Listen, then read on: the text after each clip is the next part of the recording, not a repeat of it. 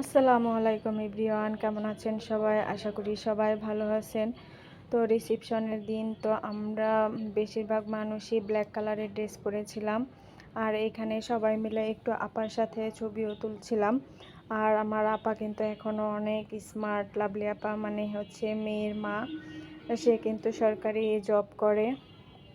আর এখানে আমরা সবাই মিলে একটু ছবি টবি তুলছিলাম বউর সাথে। আর জামাই তো ওইদিকে একটু ব্যস্ত ছিল, কারণ মেহমান আসতেছিল, তাদেরকে একটু দেখাশোনা করতে হচ্ছিল, এই জন্য জামাইকে পাচ্ছিলাম না। পরে আবার আমরা জামাইয়ের সাথে ছবি তুলেছি। এটা হচ্ছে আমার ভাগিনা, ও কিছুদিন পরে দেশের বাইরে চলে যাবে। দেখতে দেখতে আমার দুই ভাগিনাটাই অনেক বড় হয়ে গেছে। মাশাআল্লাহ, ওদেরকে কত সুন্দর লাগছে। সেদিনও ওরা কত ছোট ছিল আর এখন কত বড় হয়ে গেছে। এখানে ছেলের বাড়ির আত্মীয় স্বজনরাও সবাই একটু ছবি টবি তুলছিল, আর সবাইকেই খুবই দারুণ লাগছিল। আমার ভাগ্নিরাও সবাই মিলে, ওরা ভাই বোনেরা, খালাতো ভাই বোনেরা সবাই মিলে একটু ছবি তুলছিল।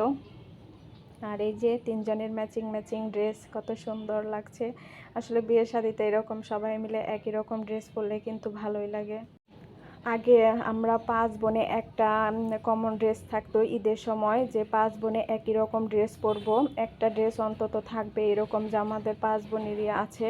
মানে প্রতি ঈদেই এরকম হতো যে আমরা একই রকম ড্রেস কিনতাম, খুব ভালো লাগতো। এখনও করি এটা। এটা বেশিরভাগ করে আমার বড় বোন, যে ও যখন দেয় সবাইকে একই রকম ড্রেস কিনে দেয়। এদিকে আমার ভাবি, আমার ভাগিনারা, তারপরে খালাতো বোনেরা সবাই খাওয়া দাওয়া শেষ করে একটু বসেছিল। আর এখানে আমার ভাইরা, দুলাভাইরা, তারপরে মামিরা সবাই মিলে একটু ছবি তুলছিল। আর ওদিকে মেয়েরা তো মেয়ের জামাই সবাই হচ্ছে খাচ্ছিল। আর আমার মার সবচেয়ে আদরের ভাগ্নি হচ্ছে এই সীমাপা। এই সীমাপা যখন হয় তখন নাকি আমার মা এইসব করতো, অনেক আদর করে এখনও সীমাপাকে।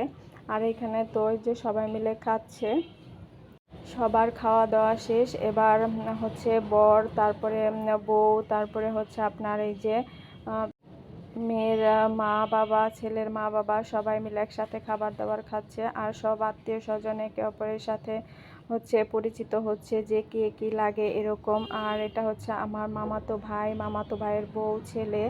এটা আমার বড় মামার ছোট ছেলের পরিবার। আর এই যে এখানে দেখুন আমার মামি, আমার মা আর হচ্ছে ভাইয়ারা সবাই মিলে একটু ছবি তুলছিল। তা আমাদের তো যাওয়ার সময় হয়ে গিয়েছে, ওইদিকে আমরা গাড়ির জন্য একটু অপেক্ষা করছিলাম, কারণ হাইস আসবে আমাদেরকে নেওয়ার জন্য। আর অনেক রাতও হয়ে গিয়েছিল, প্রায় 11:30টার মতো বেজে গিয়েছিল। এখন তো সব আত্মীয় স্বজনই চলে যাবে, সবাই গাড়ির জন্যই যে বসে আছি আমরা।